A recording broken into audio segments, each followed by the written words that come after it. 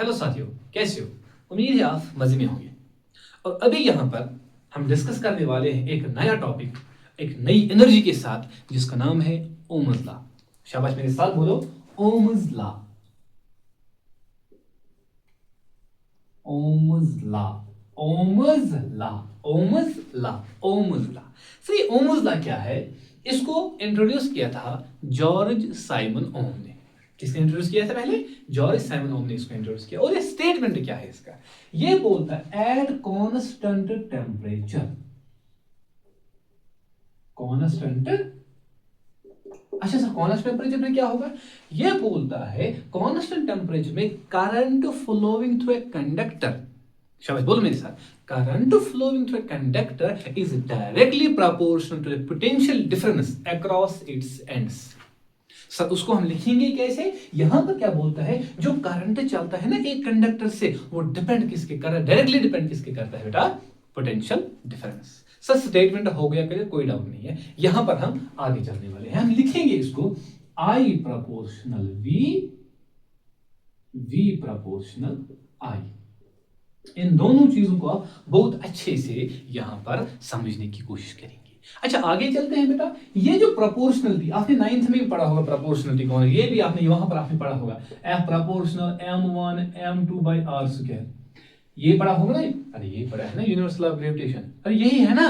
फिर आपने ये किया होगा वहां पे, आपने फिर ये कि F is equal to G M1 M2 by R square. यहां पर आपने प्रोपोर्शनली ब्रेक की और यहां पर आपने ग्रेविटेशनल कांस्टेंट लगाया, यूनिवर्सल ग्रेविटेशन कांस्टेंट, और यहां पर भी वही खेल होगा, V is equal to R I. और ये R क्या है बेटा? इस R को हम बोलते हैं रेजिस्टेंस। क्या बोलते हैं? रेजिस्टेंस। यहां पर हम समझने वाले, सर डेफिनेशन आपने बता दी, सर आपने इक्वेशन मैथमेटिकल रिप्रेजेंटेशन बता दी, आपने ये भी बता दिया, लेकिन हमें यहां पर कुछ समझने की कोशिश करनी है जिसको आप बहुत ध्यान से देखेंगे। सर क्या सीखना है? अगर मैं यहां पर R मल्टीपल में नीचे लाऊंगा क्या बनेगा? यहां पर R अगर मल्टीपल में नीचे लाऊंगा क्या बनेगा? डिवीजन में बनेगा V by R equals I। इसका मतलब क्या है सर? इसका मतलब है अगर करंट ज्यादा होगा, अगर करंट ज्यादा होगा, रेजिस्टेंस होगी कम। सिंपल सी बात है, अगर रेजिस्टेंस ज्यादा होगी, करंट होगा कम। ये मोस्ट इंपॉर्टेंट पॉइंट आप यहां पर लिख लीजिएगा। मैं लिख सकता हूं यहां पर, ये जो I है it is inversely upon R, जो कि मोस्ट इंपॉर्टेंट पॉइंट रहने वाला है। अगर रेजिस्टेंस ज्यादा होगी बेटा तो करंट होगा कम, अगर करंट कम होगा तो रेजिस्टेंस होगी ज्यादा। Is that clear? Is that clear? ये स्टेटमेंट, ये इक्वेशन मैंने रिलेट कर दिया इसको यहां पर, और जो R क्या है, ये है रेजिस्टेंस। जुड़े रहो, हम आगे चलते हैं। चलिए साथियों, हमने यहां पर सीखने की कोशिश की कि ओम्स लॉ क्या बोलता है, इसका एक्चुअल स्टेटमेंट क्या है, फिर हमने इक्वेशन बना दिया। लेकिन आप जरा सोचो एक बार, मैंने यहां पर लिखा है, जरा ये सोचो एक बार, क्या मैं यहां पर लिख सकता हूं जो आपने यहां पर लिखा है, V is equal to R I? आपने लिखा है, क्या अगर मैं R को वहीं रखूंगा और करंट को नीचे लाऊंगा, क्या मैं लिख सकता हूं इसको R is equal to V upon I? Yes sir, yes sir, मैं लिख सकता हूं इसको, यस सर।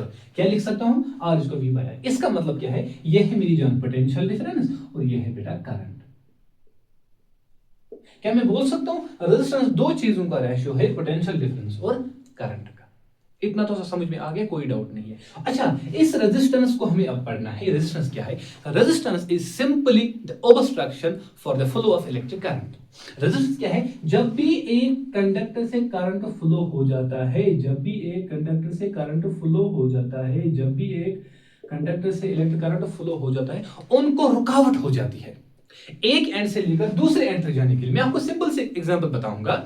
बस पूरी भरी है, बस एक कंप्लीट भरी है, मैं पिछली वाली खिड़की से चढ़ता हूं, ठीक है, मैं लास्ट खिड़की से चढ़ गया, मुझे पहली वाली से उतरना है, या पहली वाली से चढ़ गया और लास्ट वाली में उतरना है।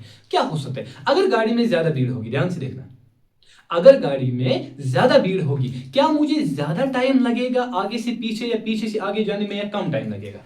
सिंपल सी बात है, मैं लेता हूं यहां पर, यह है बस, ये बेटा बस है, ये इसका फर्स्ट डोर है और ये इसका सेकंड डोर है, ठीक है, और यहाँ पर आदमी मरे पड़े हैं, ओहो बहुत सारे आदमी मरे पड़े हैं, ठीक है, मैं क्या करूंगा सर, मुझे बताइए मुझे क्या करना है। मैं बोलता हूँ आपको, आप यहाँ से गाड़ी से यहाँ तक जाओ, मतलब आपको फर्स्ट डोर से सेकंड डोर तक जाने में अगर ज्यादा आदमी गाड़ी में होंगे, क्या आपको ज्यादा टाइम लगेगा? ऑब्वियसली, मतलब आपको ऑब्स्ट्रक्शन, रुकावट, धक्का लगे ज्यादा, समझ कत में यमन यम साधन बह वनान छुस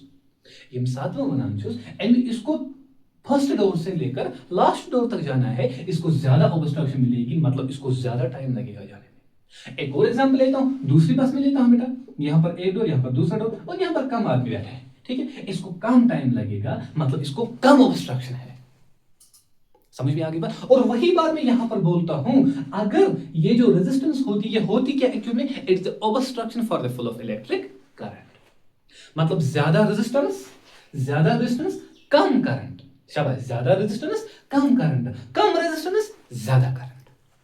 यस नो, इतनी बात समझ में आ गई। सर आपने वहां पर हमें बताया था जो इलेक्ट्रिक करंट है उसका यूनिट आपने बता दिया, आपने चार्ज का यूनिट बता दिया, लेकिन रेजिस्टेंस का आप बता दो। सर इसका यूनिट है बेटा ओम, और इसको आप रिप्रेजेंट करते हो बाय द सिंबल ओमेगा, ऐसे। Is that clear? Is point clear to you? इसका क्या है ओम, और ये हो गया इसका ओमेगा। सर इतना तो समझ में आ गया, सर आपने हमें बिल्कुल तरीके से समझा दिया, लेकिन हमको वहां पर डिफाइन किया, हमने 1 वोल्ट डिफाइन किया, हमने 1 एम्पियर डिफाइन किया, अभी हम यहाँ पर 1 ओम डिफाइन करने वाले हैं। क्या डिफाइन करने वाले हैं बेटा? 1 ओम हम यहाँ पर डिफाइन करेंगे। मुझे आप बता दीजिए, सिंपल सी भाषा में बताऊंगा, रेजिस्टेंस के बदले आप क्या लिखूंगा बेटा? 1 ओम में लिखूंगा, ध्यान से देखना, इसको कंफ्यूजन नहीं करना है बेटा, बहुत ही आसान सा टॉपिक है ये। पोटेंशियल डिफरेंस क्या लिखूंगा बेटा? 1 वोल्ट, और करंट का 1 एम्पियर। क्या समझे बेटा आपने यहाँ पर? ये जो 1 ओम होता है, अगर मैं किसी भी कंडक्टर को एंडस पे एक पोटेंशियल लगाऊंगा, एक पोटेंशियल 1 वोल्ट लगाऊंगा potential difference across its Indus, और उससे अगर करंट 1 एम्पियर फ्लो हो गया, अगर करंट 1 एम्पियर फ्लो हो गया, जब मैंने पोटेंशियल डिफरेंस को 1 इस्तेमाल किया था, तो मैं बोल सकता उस कंडक्टर की जो रेजिस्टेंस होगी वो हुई बेटा 1 ओम। क्या होगी? 1 ओम। इतना हमने आज डिस्कस किया, और जो मैंने यहाँ पर ओम बता दिया, ओमेगा, ये सारे इंपॉर्टेंट पॉइंट्स होने वाले हैं। एक और चीज आप यहाँ पर ऐड कर सकते हो, 1 omega is equal to 1 volt per ampere. ये आप बहुत अच्छे से पॉइंट्स याद रखोगे, अच्छे से कॉल पे मेंशन करोगे, नोट्स साथ साथ बनाते जाओगे। हम मिलते हैं इंशाल्लाह नेक्स्ट वीडियो में।